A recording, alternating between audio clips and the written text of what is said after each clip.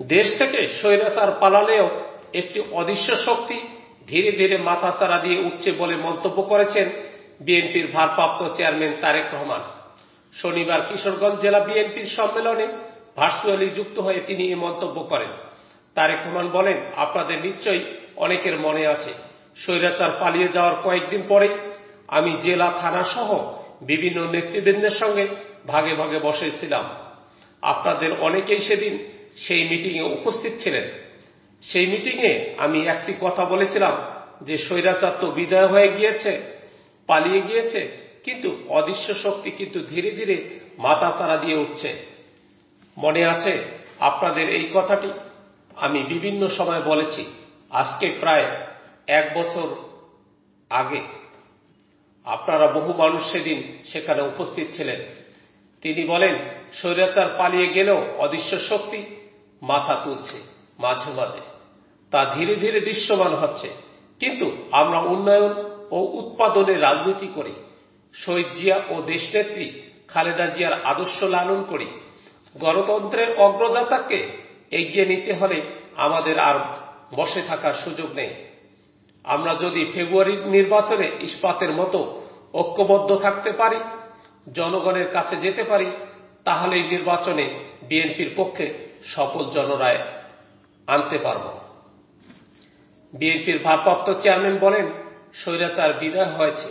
বর্তমানে অন্তর্বর্তীকালীন সরকার দেশ পরিচালনা করছে। অন্তর্বর্তীকালীন সরকার কিছু সংস্কারের প্রস্তাবনা দিয়েছে। অন্তর্বর্তীকালীন সেই সংস্কারগুলো প্রস্তাব দিয়েছে। এই প্রস্তাবগুলো প্রায় 95% প্রস্তাবনা বিএনপি আরো 2.5 বছর আগে দেশের মানুষের সামনে উপস্থাপন করেছে। হ্যাঁ, বাংলাদেশের বিভিন্ন রাজনৈতিক দল বিভিন্ন বিষয়ে মতামত উপস্থাপন করেছে। বিএনপির তার মতামত দিয়েছে।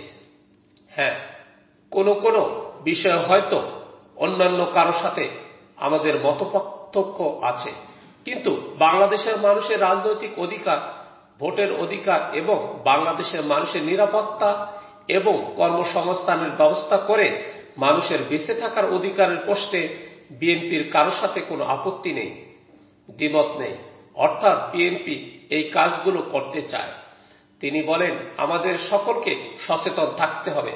আমাদের প্রত্যেকটি মানুষ, শহীদ জিয়া এবং দেশনেত্রী বেগম খালেদা জিয়ার প্রত্যেকটি সৈনিকই অত্যন্ত সচেতন থাকতে হবে।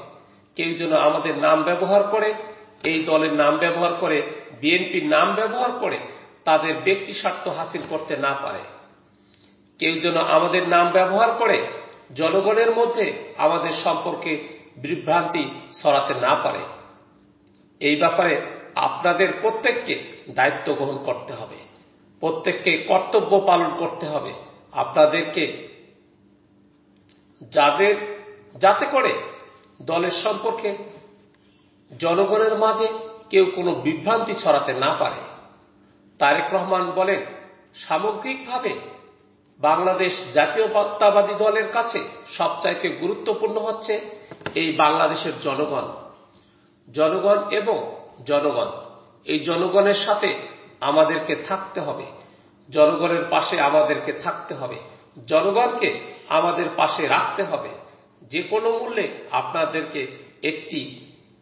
এটি নিশ্চিত করতে হবে।